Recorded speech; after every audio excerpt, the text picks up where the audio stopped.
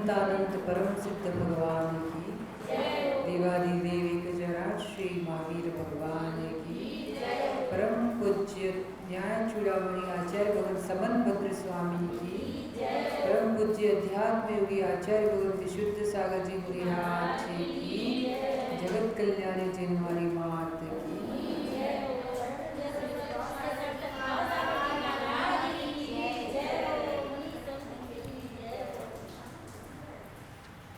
आचार्य भगवान समन भद्र स्वामी द्वारा विरचित रत्नकर शास्त्राचार ग्रंथ का स्वाध्याय हम सभी कर रहे हैं। यहाँ पर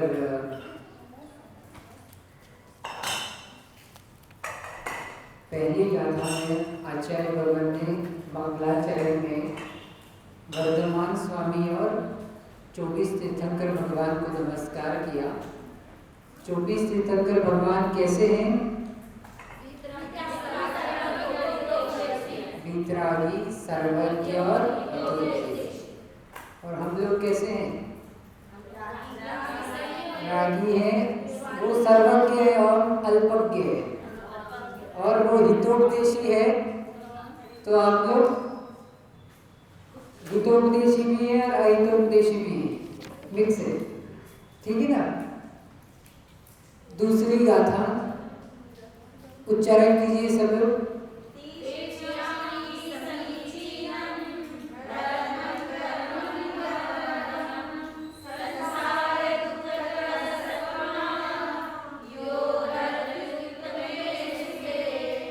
धर्म कैसा होता है? जो संसार के दुखों से निकालकर सुख में पहुंचा दे, वह धर्म है, ठीक है ना। सबसे सरल परिभाषा। ये दूसरे गाथा का एक सामान्य अर्थ बता दिया। अब तीसरी गाथा। कोई क्वेश्चन है किसी को? या फिर सबसे लास्ट में क्वेश्चन का टाइम अपन लास्ट में 5-1 मिनट रख लेंगे, तो भी आपकी क्लास में डिस्टर्ब नहीं होगी। तीसरी गाथा सबने निकाल लिया? वो आ गया आपके पास विषय, उसमें धर्म और संसार का मार्ग। सदृष्टि ज्ञान वृत्तानि धर्मं धर्मेश्वरा विदु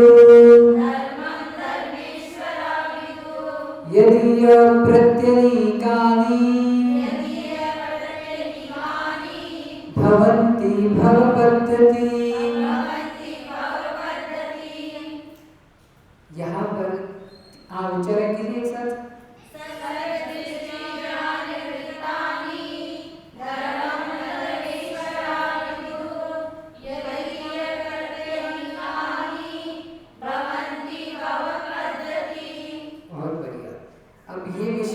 जो गाथा आपकी चलेगी, इससे पहले वो आपके पास पहुंच जाएगी, ठीक है।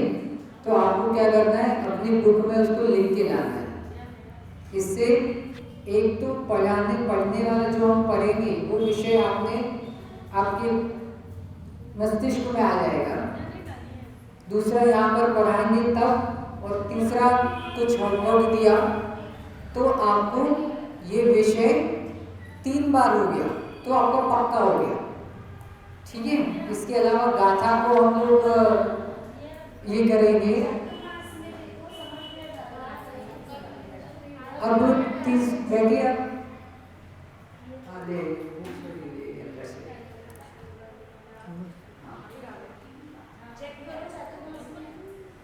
अच्छा, अब यहाँ पर तीसरी गाथा में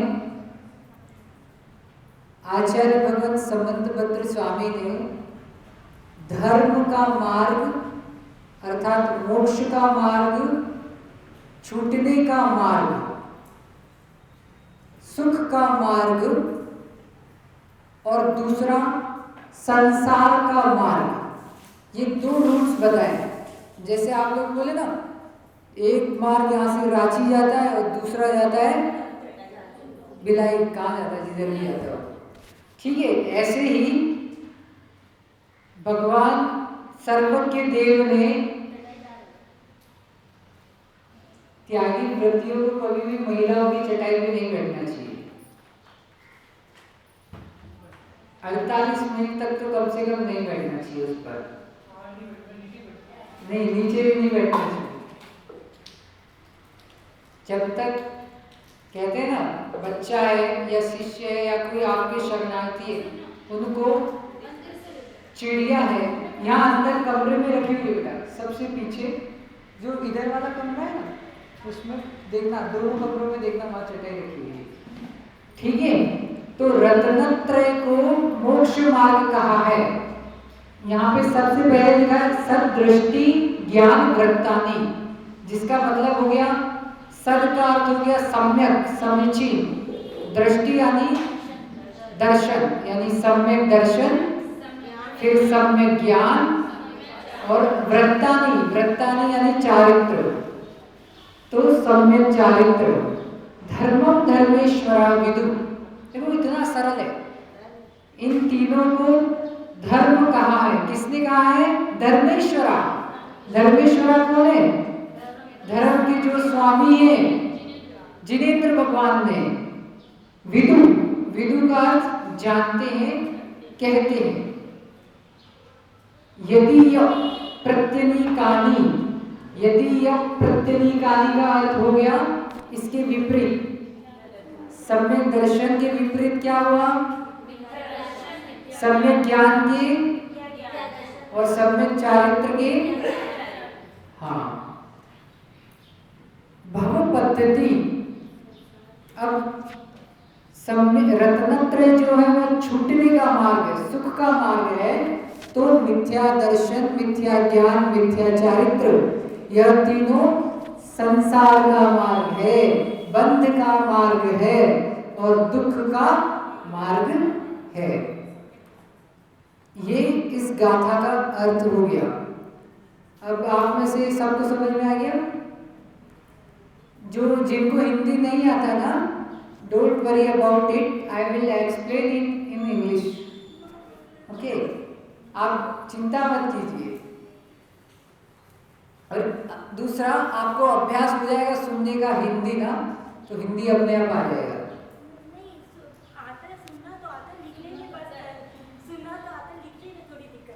अच्छा, तो हमारे यहाँ एक महाराज जी थे, आदित्य सागर जी, वो कॉन्वेंट के स्टूडेंट थे, MBA गोल्ड मेडलिस्ट थे। उन्हें भी शुरू में हिंदी नहीं आता था। आचार्य जी ने उन्हें इतना ट्रेन कर दिया कि आज वो प्राकृत संस्कृत के मास्टर है। आप कभी YouTube पे देखोगे, आदि वीर स्तोत्र के नाम से उनका बहुत ही आदि वीर स्तोत्र है, बहुत चलता है, ये बहुत पॉपुलर स्तोत्र उन्होंने खुद ने लिखा है। फिर उसको खुद ने उन्होंने, यानी उनके उसमें लिखे हुए लोगों ने कोरियोग्राफ किया है, और एक टीकम करके भैया है, उन्होंने गाया है उसे, बहुत सुंदर है।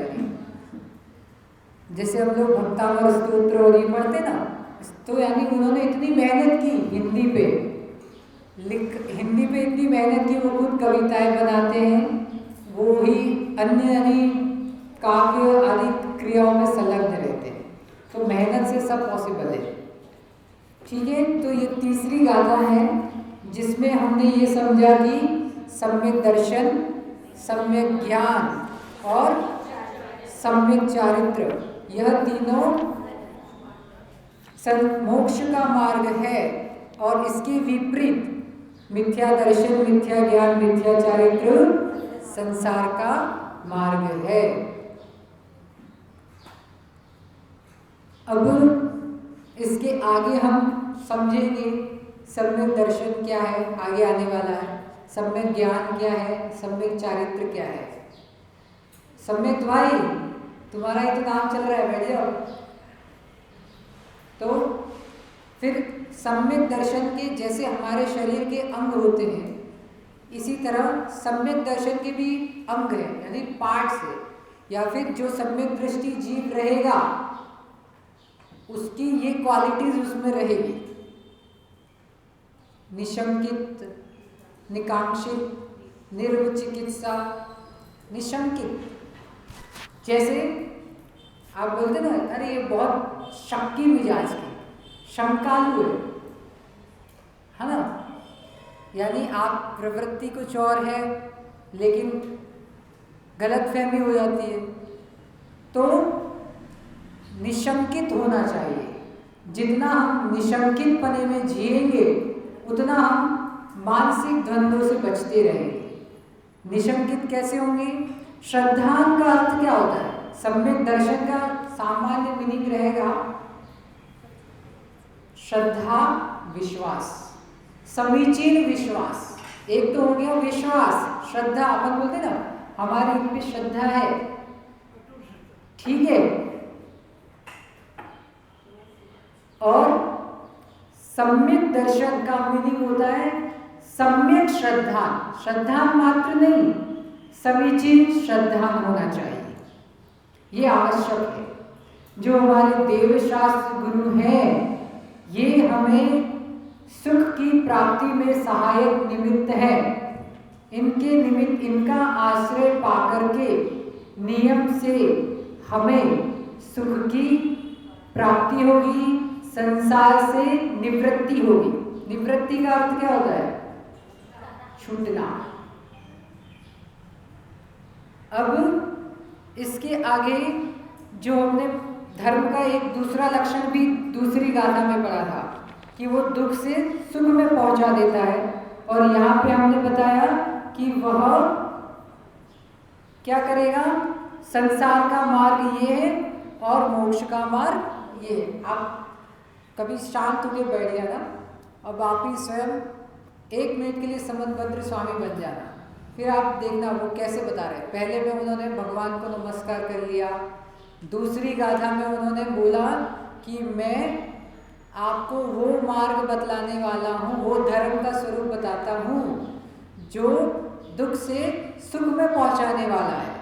और तीसरी गाथा में वो क्या कह रहे कि अब वो धर्म कैसा है? सम्यक दर्शन, सम्यक ज्ञान और सम्यक चारित्र रूप है। तो यह सम्यक दर्शन का स्वरूप हो गया, यानी धर्म का स्वरूप हो गया। धर्म कैसा होना चाहिए। अब इसमें व्याकरण की दृष्टियाँ भी लगती हैं, इसमें आप भावार्थ भी निकाल सकते हैं। तो भावार्थ तो मैंने बता दिया आपको, शब्दार्थ आपके पास आ गया उसमें। इसके बाद इसमें नयार्थ रहता है। नय हमने बताया ना, दृष्टि। नय यानी कथन करने की शैली, या वो पॉइंट ऑफ व्यू जिसे हम कहते हैं कि इस एंगल से, इस हिसाब से ऐसा है। आप क्या बोलते हैं? मेरे हिसाब से ऐसा है, आपके हिसाब से ऐसा है, ठीक है ना। तो तीसरी गाथा में नए भी यूज होते हैं कि यहाँ पर जो सम्यक दर्शन, सम्यक ज्ञान, चारित्र कहा है, ये असद्भुत व्यवहार नहीं। जब व्यवहार सम्यक दर्शन का विषय आएगा, असद्भुत का मीनिंग क्या हुआ? जो वस्तु जिसमें है, जैसे पानी है तो पानी का शीतलपना उसका स्वभाव है, तो वह उसके लिए सद्भुत हो गया, यथार्थ उसी का एक्चुअल स्वभाव हो गया, बराबर। और जब वही पानी, जैसे समुद्र का पानी, किरणें, सूर्य की किरणें पड़ती है तो गर्म हो जाता है हल्का सा, या फिर आप घर में पानी है उसको अग्नि यानी गैस पे चढ़ा देते तो गर्म होता है। तो ये क्या हो गया? असद्भुत यानी मिश्र अवस्था है, संयोग अवस्था है। तो संयोग अवस्था में जो पर्याय, जो स्वभाव बनता है वो भिन्न बनेगा, और असंयोज जो अमिश्र अवस्था है उसमें आपका मूल स्वभाव, कहते हैं ना पानी का तो मूल स्वभाव ऐसा है। आप लोग बोलते हैं ना बहुत बार, गुस्सा करना मेरा स्वभाव नहीं है लेकिन क्या करूं, आ जाता, ठीक है। तो ऐसे संयोग या निमित्त मिलने पर वह वस्तु का तद्रूप परिणमन होना, यह नई दृष्टि हमें सिखाती है। तो पानी का हमने बता दिया कि वह प्रतिकूल निमित्त से अनुकूल यानी निमित्त मिलने पर वह चेंज हो जाता है। तो इसी तरह ये तीसरी गाथा में हमें रत्नत्रय का मार्ग बताया है। अब चौथी गाथा का सम्यक दर्शन का लक्षण, आपने गाथा लिखी है ना, उसके ऊपर लिख लीजिए सम्यक दर्शन का लक्षण। हाँ, 4 नंबर की गाथा।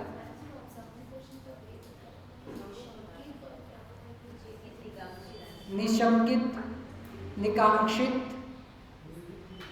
ये आगे आने वाले, ये पूरा आपका पूरा यही विषय चलेगा। नहीं, 8 अंग है इसके टोटल सम्यक दर्शन के कितने अंग होते हैं? 8 अंग होते हैं। लिखने क्या, लिख लीजिए। निशंकित, थोड़ी आपकी भी व्यायाम हो जाएगा। निकांक्षित,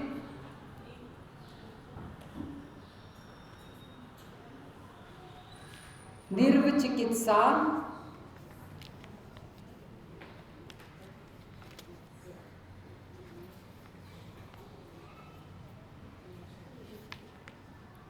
लिखा, निशंकित, निकांक्षित, निर्विचिकित्सा, फिर अमूढ़ दृष्टि, अमूढ़ दृष्टि, उपगुहन, स्थितीकरण, प्रभावना और वात्सल्य। ये आगे का विषय है, आपको तो सिर्फ जानकारी के लिए बता रहे थे हम। यानी ये आपके स्वभाव की विशेषताएं होनी चाहिए। प्रभावना और वात्सल्य, प्रभावना 7वें नंबर का, 8वां वात्सल्य।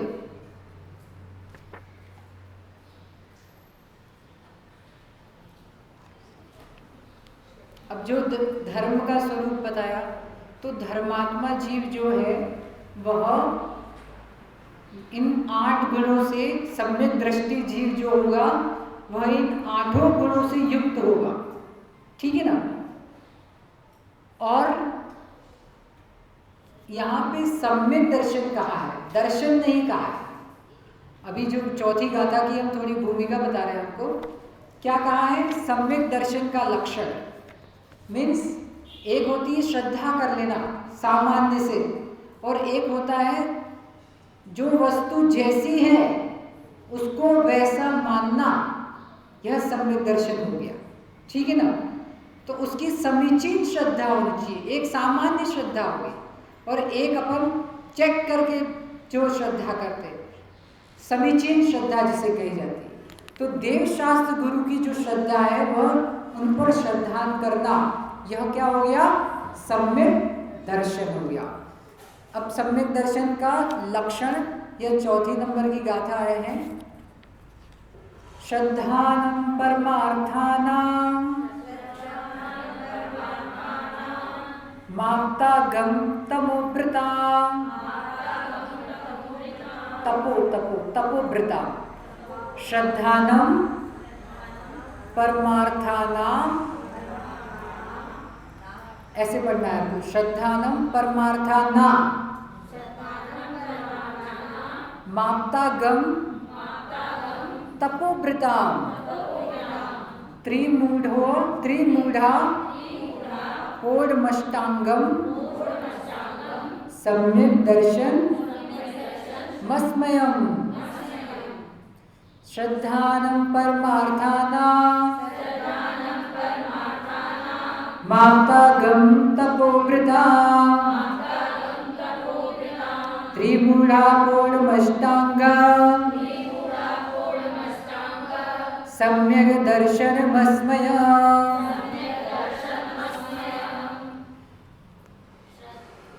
बोलिए अब एक साथ।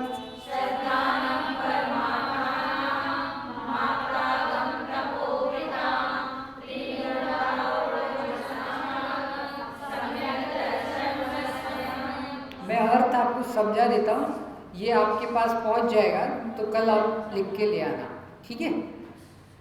श्रद्धानम, श्रद्धान करना, किसका श्रद्धान करना? परमार्थानाम, परमार्थ भूत, माप्ता, अब यहाँ पे संधि हो गई है, परमार्थानाम, और अ निकल गया है तो आप्त, मापता जो लिखा है ना उसमें म इधर हो गया परमार्थानम, अ और अ मिलके क्या बनता है आ। आपने बचपन में पढ़ा होगा ना आ, तो यहाँ पे परमार्थानाम और इधर से आप्त का आ, तो अ और आ मिलके भी ये संधि होगी तो मां बन गया। ठीक है, तो परमार्थानाम, फिर आप्त, आप्त, फिर आगम, इसमें अ साइलेंट है।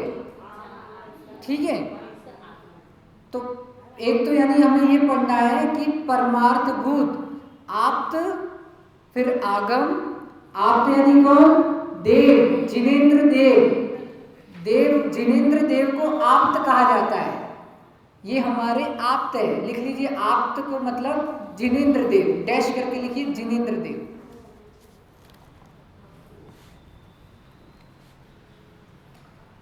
ठीक है, तो आप्त यानी देव और आगम, आगम यानी शास्त्र। परमार्थानाम, वैसे ये कल आपको रेडीमेड मिल जाएगा, आप चाहे तो लिखे या फिर मैं आगे बढ़ूं, यानी समझा दूं आपको? ठीक है, सरल है, आप लोगों के लिए भी ज़्यादा मेहनत नहीं करनी पड़ेगी। तो श्रद्धानाम परमार्थानाम यानी परमार्थ भूत जो आप्त है यानी जिनेंद्र देव है, फिर आगम है, आगम यानी शास्त्र है, और तपोभृताम, तपोभृताम का मतलब हो गया जो गुरु है, यानी देव, शास्त्र और गुरु, इन तीनों पर श्रद्धान करना। इसके बाद त्रिमूढ़ा पूर्णमष्टांगम, इसका मतलब ये हो गया त्रिमूढ़ा पूर्णमष्टांगम, तीन मूढ़ताओं से रहित। ठीक है, फिर त्रिमूढ़ा पौढ़म, ये यहाँ पे भी देखना जिनको थोड़ी बहुत संस्कृत बनती है ना, अष्टांगम, ये क्या है? अष्टांगम, लेकिन म और अ का मिक्स हो गया है, यानी वो संधि हो गई है। त्रिमूढ़ा पूर्णमष्टांगम अर्थात तीन मूढ़ता से रहित, 8 अंगों से सहित, सम्मित। ठीक है, तीन मूढ़ता से रहित और 8 किससे रहित? अंग से सहित। और एक चीज और है, अस्मयम, यहाँ पे सम्यक दर्शन नम, अस्मयम, मस्मयम जो लिखा है ना लास्ट में, तो वहां पे अस्मयम निकलेगा। अस्मयम का अर्थ होता है मद से रहित। मद आप देखते हैं ना, कोई शराबी पी लिया झूम रहा है ना, किसी को ज्ञान का मद हो गया, किसी को तप का मद हो गया, बहुत शक्तिशाली है तो बल का मद हो गया, किसी को ऐसे 8 प्रकार के मद होते हैं, ज्ञानम कुलम बलम जाति तपो वृद्धि ज्ञान, इस तरीके से 8 प्रकार के मद, यानी ये 8 चीजें जब मिलती है तो मद चढ़ता है जी। किसी को राज्य मिल गया, राज्य का मद हो गया, रूप का मद हो गया, बल का मद हो गया। ठीक है, अपनी कोई विशेषता है उसका मद हो गया। तो व्यक्ति क्या रहता है, जब जब मद में आता है वह अन्य को स्वयं से हीन समझता है, यानी ये हमारी अहम बुद्धि है, अहंकार का भाव है। हमें भाव क्या रखने हैं? अहंकार का भाव न रखे, कहते ना। तो 8 अंगों से सहित, 3 मूढ़ता से रहित और 8 मद से रहित, सच्चे देव शास्त्र गुरु का श्रद्धान करना सम्यक दर्शन कहा है। अब वो सम्यक दर्शन कैसा होता है?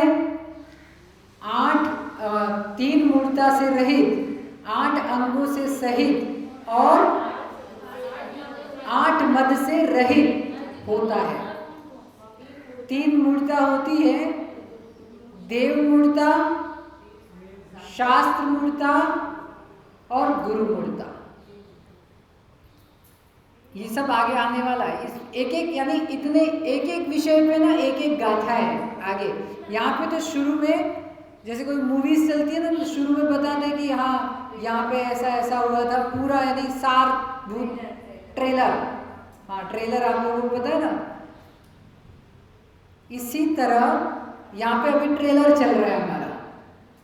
तो ये सम्यक दर्शन का लक्षण हो गया, ये सबसे जरूरी चीज है। जैसे आपके घर में सबसे मुख्य चीज क्या है, घर बनाना है तो फाउंडेशन, नींव होनी चाहिए ना मजबूत। तो ऐसे ही सुख प्राप्त करना है आपको, संसार से छूटना है, तो सम्यक दर्शन की नींव होनी चाहिए, दृढ़ नींव होनी चाहिए। अब वो नींव बनानी है तो क्या चाहिए, नींव भरते तो सीमेंट चाहिए, ईंट चाहिए, बालू चाहिए, है ना, अलग अलग चीजें चाहिए। ऐसे ही सम्यक दर्शन यानी हमें अपना श्रद्धान, हमें अपना विश्वास। यहाँ पे सम्यक दर्शन का मीनिंग कॉमन में लिख ली, समीचीन श्रद्धा सम्यक दर्शन का लक्षण, यानी गाथा के ऊपर आ जाएगा। वो मैं आपको लिख के दे दूंगा, यहाँ पे आप कंफ्यूज हो जाओगे लिखोगे तो, ठीक है। यानी समीचीन श्रद्धा, सही विश्वास। आप बोलते ना बहुत बार, हमने तो आपको जान लिया है। कैसा होता है, शुरू शुरू में किसी भी जो अनजानी वस्तु रहती है उसके प्रति श्रद्धा होती है, यानी सामान्य से विश्वास। फिर उसको इन 8 अंगों के द्वारा हम तत्व निर्णय करते हैं। तो जो हमारा ज्ञान था वही सम्यक दर्शन के साथ सम्यक ज्ञान हो जाएगा। 8 अंग अभी बताया ना, निशंकित, निकांक्षित, निर्विचिकित्सा। हाँ तो ये 3 देखो, वो सम्यक दर्शन नींव। अब देखो सबसे पहले मैंने बताया कि नींव जो है इनमें बहुत सारी चीजें रहती है, वैसे ही सम्यक दर्शन नींव है, उसमें ये 8 अंग रहते हैं। और उसमें नींव में क्या नहीं होना चाहिए। अब नींव में आप क्या सोना लगाओगे, क्या सोने का नहीं।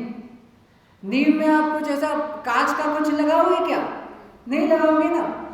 तो नींव में ये 8 अंग होने चाहिए, 8 मद नहीं होनी चाहिए, और 3 मूर्ता। मूर्ता का अर्थ होता है मूर्खता। तो ये 3 प्रकार की मूर्ता नहीं होनी चाहिए। तो 3 मूर्ता, देव मूर्ता, शास्त्र मूर्ता और गुरु मूर्ता। 8 अंग, निशंकित, निकांक्षित, निर्विचिकित्सा, उद्गुहन, अमूढ़ दृष्टि, उद्गुहन, स्थितिकरण, प्रभावना और वात्सल्य। ये 8 अंग हो गए। इसके बाद 8 मद, ज्ञान का मद, तप का मद, रूप का मद, बल का मद, जाति का मद, कुल का मद। अब ये तो नहीं चेक करेंगे महाराज जी को आता है कि नहीं आता है। नहीं, मैं भी आपको टेस्ट करूंगा ना साथ में। गुरु जी जो होते हैं वो कुम्हार क्या होता है, घड़े को बजाता है, पहले चेक करता है कि इसमें कंकड़ तो नहीं है ना।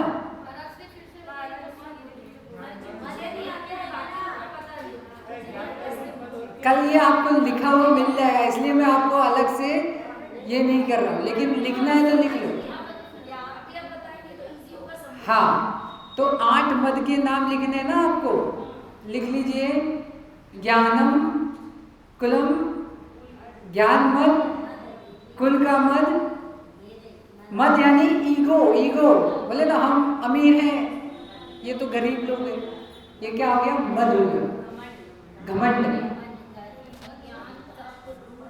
ज्ञान का मद, बल का मद, रूप का मद, तप का मद, जाति का मद, कुल का मद।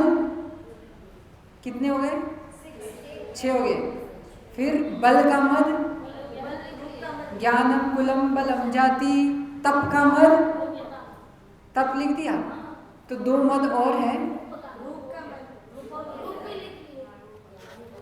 बता दो। हाँ हाँ रिद्धि भी है, रिद्धि का मद।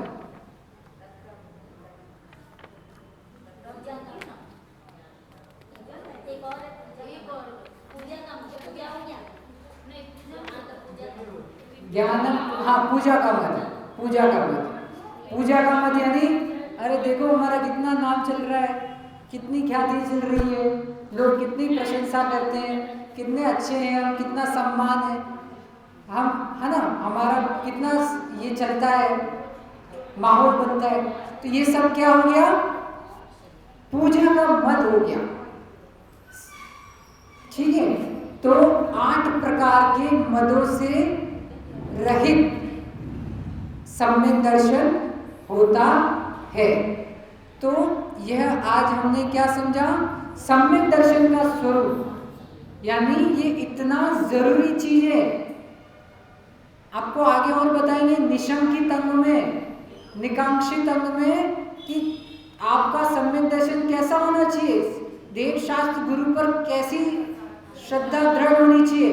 जैसे तलवार पे पानी चला दो तो वो पानी उतरता है क्या, नहीं उतरता। इतनी दृढ़ श्रद्धा, इतना दृढ़ विश्वास देव शास्त्र गुरु के प्रति हमें होना चाहिए। एक बार मैंने ज्ञानमती माता जी का प्रवचन सुना था, तो वो बताते कि इतना दृढ़ विश्वास होना चाहिए देव शास्त्र गुरु पे। गुरु कहते हैं कि आप यहाँ से यहाँ कूद जाओ, तो भी वो कूद जाए, लेकिन आप मत कूदना, ठीक है ना। मैं बता रहा हूँ आपको, ये बताने का विषय। तो सम्यक दर्शन,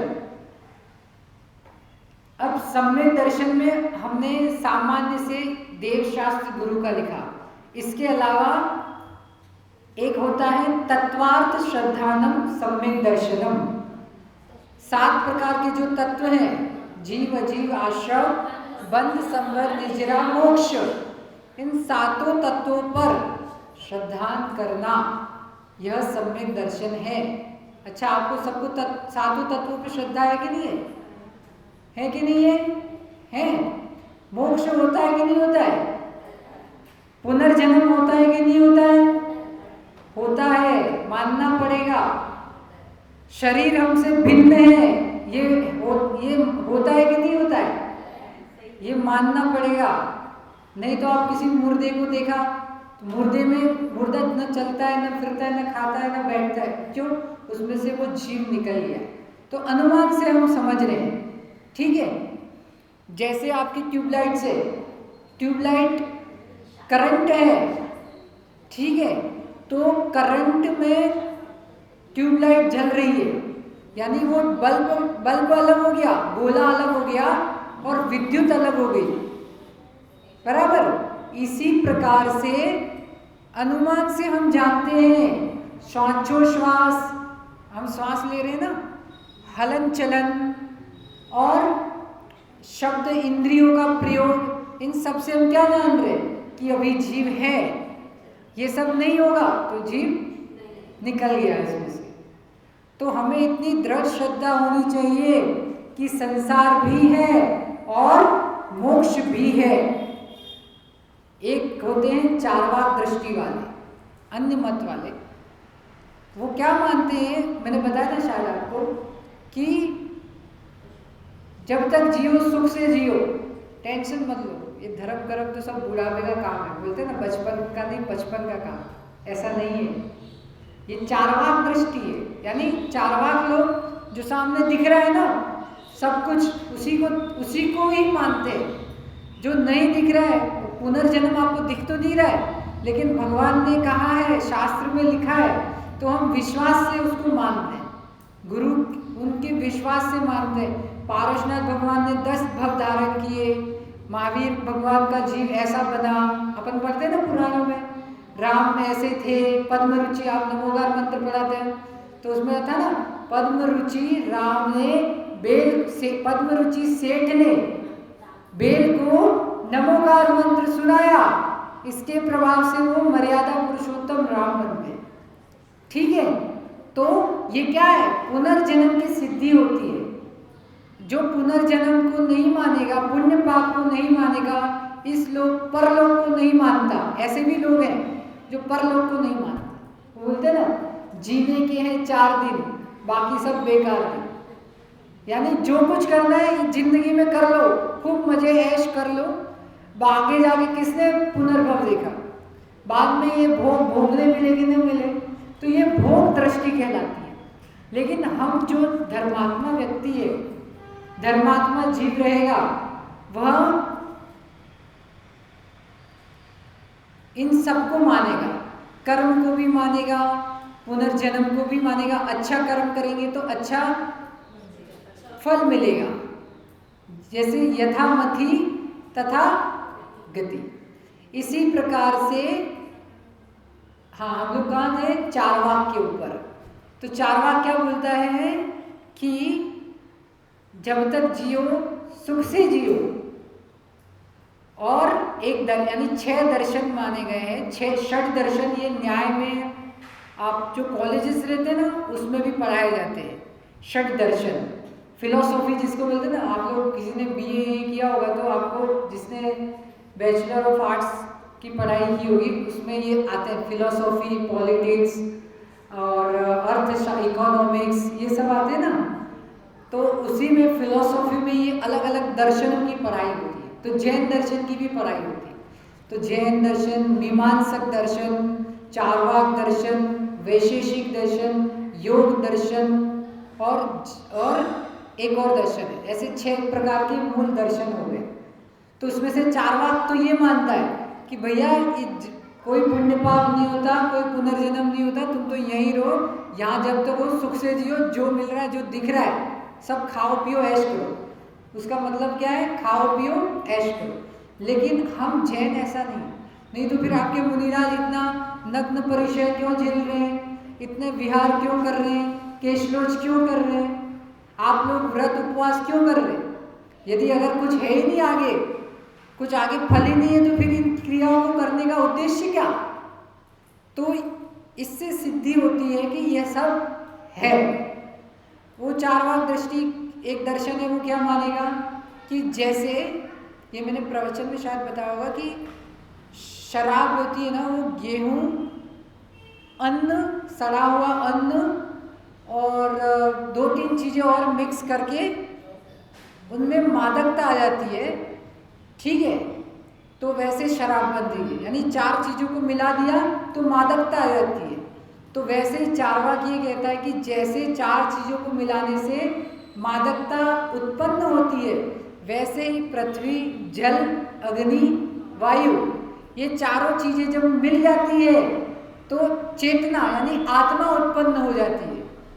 और जब ये चारों चीज़ें यानी बॉडी जल गई तो उसी के साथ आत्मा भी नष्ट हो गई। देखो कितना अजीब व गरीब सिद्धांत है, समझ में आ रहा है क्या आपको? लेकिन हम ऐसा नहीं मानते। हम तो क्या बोलते हैं, आत्मा अनादि से है, यानी अरबों खरबों साल पहले भी थी, अनादि से, और अरबों खरबों साल बाद अनंत काल तक रहेगी। द्रव्यानियों की भाषा में द्रव्य जो है वो अपनी पर्याय बदलता है।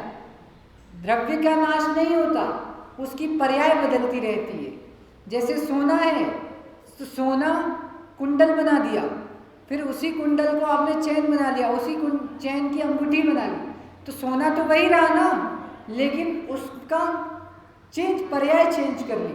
तो इसी प्रकार जीव द्रव्य वही रहता है, लेकिन उसकी मनुष्य पर्याय, देव पर्याय, नारकी पर्याय और तिर्यंच पर्याय, इस प्रकार पर्याय संसार में चलती रहती। अब हम इतना सारा पढ़ाई मेहनत क्यों कर रहे हैं? हमें ये समझना है, जैसे आपको गुलाब जामुन या तारफीनी खाई है क्या आप लोगों ने? तारफीनी बनाने आती है क्या किसी को? खाने आती है ना, बस। तो इसी प्रकार ये आपको तत्व जो है, आपको भले आपको धीरे धीरे, यानी आप इसकी विद्या सीख रहे हो, बनाने की विद्या। बच्चे उनको खाने आता है, बनाने नहीं आता। आप लोगों को रोटी बनाने आती है, लेकिन उनको खाना खाने आता है कि नहीं? बस ऐसे ही अभी आपको उस तत्व की विद्या सिखाई जा रही है कि कैसे अब फिर इन सब का आलम्बन भी साइड हो जाएगा। फिर आपके दिमाग यानी आपके चित्त मस्तिष्क से आप काम करोगे सीधा सीधा। डायरेक्ट काम। जैसे पहले आप कहीं कोई चीज़ है तो आप खाना खजाना देखते होंगे टीवी में कि कौन सी रेसिपी कैसे बनती है, लेकिन एक बार अभ्यास में आ गया तो वही चीज़ अब आपको कोई ऐसा नहीं कि गैस कैसे चालू करनी पड़ती है उसके लिए गूगल पे ढूंढोगे क्या, ये सब अनुभव में, अभ्यास से अनुभव। तो कोई भी चीज़ पक्के कब होती है, अभ्यास होना चाहिए। एक तो योग्य गुरु, गुरु का निमित्त, शास्त्र गुरु का निमित्त अभ्यास होना चाहिए। मैं पढ़ा दूँ और आप अभ्यास नहीं करोगे तो वो विद्या चली जाएगी।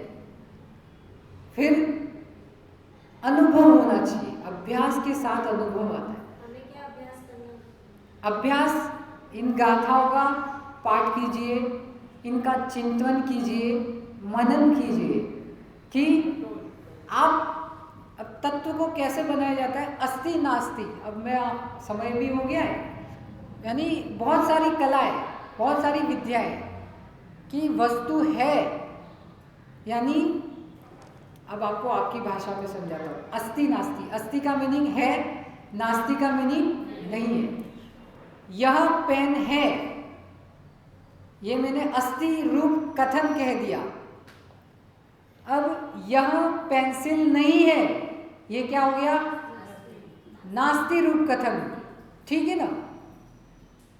अब ऐसा तो नहीं है कि स्ववचन बाधित, कोई क्या हो गया स्ववचन बाधित कि मेरे पिता बाल ब्रह्मचारी है। अरे आपके पिता है तो बाल ब्रह्मचारी कैसे हो गए, बराबर। तो ये क्या हो गया, बोले ना तुम तो खुद अपनी बात में गलत हो रहे हो। इसको बोलता है, इसको बोलते हैं स्ववचन बाधित। तो इस तरीके से आज अपना समय भी हो गया और आपको बहुत कुछ सीखने मिल गया है। आपके घड़े में पानी टपक टपक के आ रहा है, तो आप जितना विषय सीखा है उसको रिकॉल करते जाओ, ठीक है। बाकी हम आगे और इस पर चर्चा करेंगे। और कुछ पूछना है, अभी समय तो हो गया। वैसे आज हमने सम्यक दर्शन का लक्षण पढ़ लिया, वो कैसा होना चाहिए वह पढ़ लिया, किससे युक्त होना चाहिए और किससे अयुक्त होना चाहिए। तो वो चारवाक का बता दिया।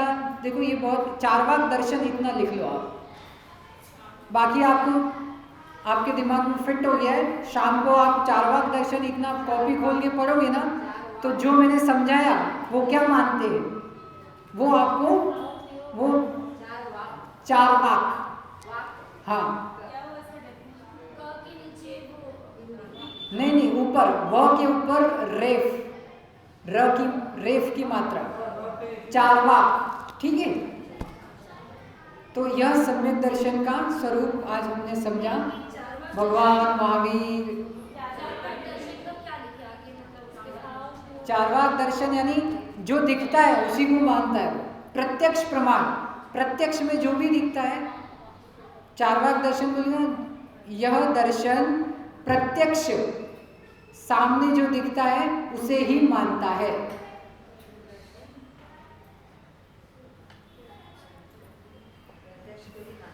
प्रत्यक्ष यानी जो सामने दिख रहा है उन्हीं को मानता है। अब पुनर्भव सामने दिख रहा है क्या, परोक्ष को नहीं मानता है, ऐसा लिख लो। परोक्ष को, फिर ब्रैकेट में पुनर्जन्म, पुण्य पाप, इनको नहीं मानता है। तो हमको चारवाकी नहीं बनना है, हमको जैन बनना है, ठीक है ना। हाँ, उसका सिद्धांत इतना छूट गया था कि जब तक जियो सुख से जियो, और घर में धन नहीं है तो लोन लेके घी पियो, यानी सुख से जियो, ऐसा। सम्यक और सम्यक ये दोनों एक ही है कि अंतर है? व्याकरण सम्यक का अर्थ होता है समीचीन, यथार्थ। और आपका समय हो गया, अभी हमें अंदर क्लास जाना है, और ठीक है। समीचीन, सम्यक, तो यही सम्यक तो जो है वो त्व प्रत्यय से सम्यक के साथ त्व प्रत्यय लग गया है। जैसे आपकी गाड़ी में स्टेपनी लग गई ना, वैसे ही सम्यक शब्द के साथ त्व प्रत्यय जोड़ने पर सम्यक तो, तो इसका अर्थ भी सम्यक दर्शन होता है। ठीक है, महाराज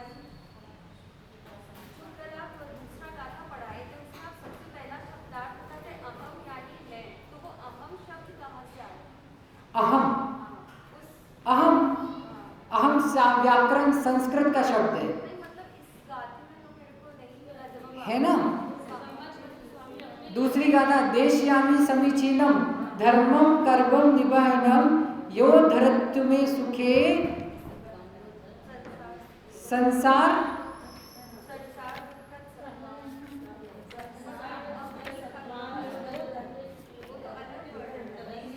हाँ यो धरत्व में सुखे। ठीक है, इसमें अहम का संधि विच्छेद आप कैसे?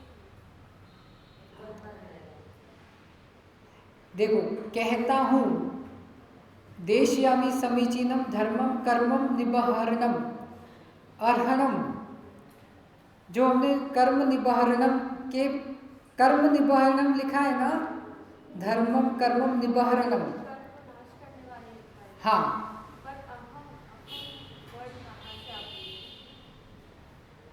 मैं आपको और देख के बता दूंगा। इस विषय में मुझे थोड़ा सा और रिसर्च करनी पड़ेगी, पूछना पड़ेगा महाराज जी से। अपने मन से बताना अच्छी बात नहीं। ठीक है, भगवान महावीर स्वामी की जा वाणी के ज्ञान से सुचे लोकालो सोवाणी मस्तक